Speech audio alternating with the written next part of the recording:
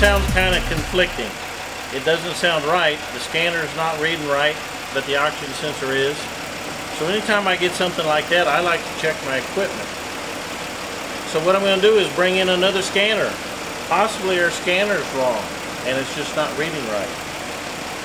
So we're going to undo the Genesis and we're going to hook to my Veris. Okay, now we've hooked up a different scanner because we want to make sure our information is correct.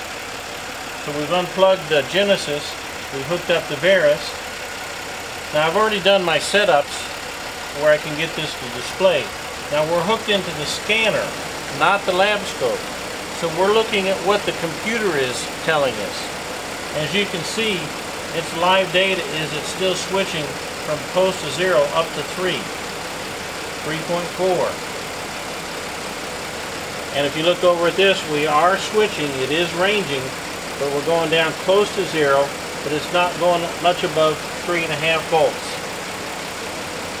Now let's accelerate this and we should see this switch.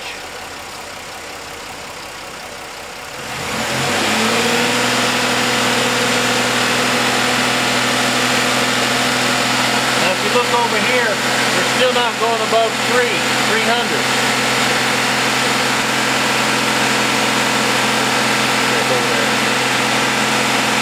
But if you look over here at the flute, the multimeter, we're ranging 0.8, or very rich.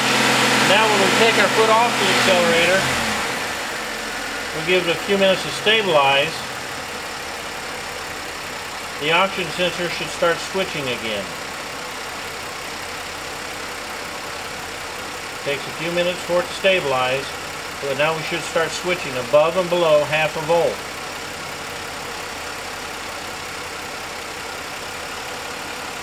Now we're reaching down close to 0.5 volt. The scanner is still staying about 300 millivolts. And we look at the O2 sensor itself, and we're switching above and below 0.5 volt. So we've used this information. We've got like information using 2 scan tools trying to verify whether or not that computer is reporting right. Now you really don't need 2 scanners to diagnose this. We just did it to help prove our point. So let's go back over to the Veris again. I want to go away from the scanner and I'm going to go into the lab scope. Now we've got our presets already done here. Now we're looking at live data. I've tapped right into the computer wire that is coming from the oxygen sensor. So we're looking at live data, and you can see that it is actually switching. It's dropping down to close to 0, and it's switching up close to above 9, with a 0.5 volt being right here in the middle. So it is switching above and below 0.5 volt. And look at our data range.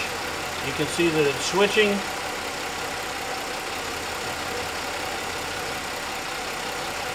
If you look at our data range, you can see that the live is switching, going down to 0.07, going up as high as 0.9. Now we verified with 3 different tools that our oxygen sensor itself is working correctly. It is full ranging and crossing above and below 0.5 volt, and yet the scanner will never go up to 0.4. It hovers around 0.3 volt. So what could cause this?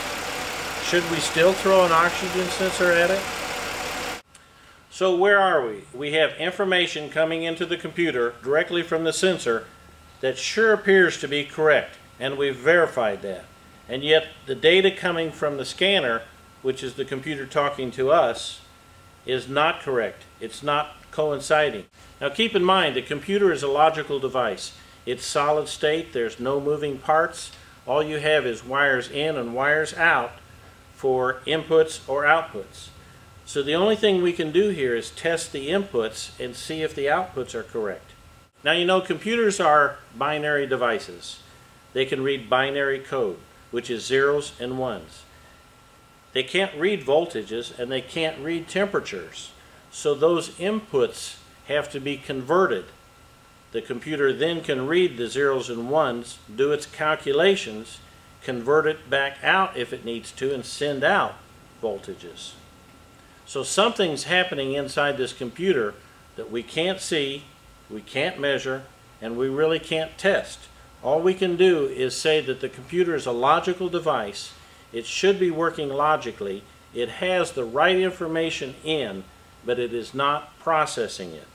So if the computer has proper and good power and proper and good ground, and it has information coming in, then somewhere internally in that computer it's not logical. So we're going to test our powers and grounds to confirm that. So again, we look at our information service and get the pinout chart, which tells us every wire connector going in and out of the computer, and we look for all the powers and all the grounds, and we verified that they are all good. So at this point there's really nothing more we can test. We have to get another computer. Now it will have to be flashed or programmed for this car, put it in, and see if that fixes our problem and confirms our diagnosis.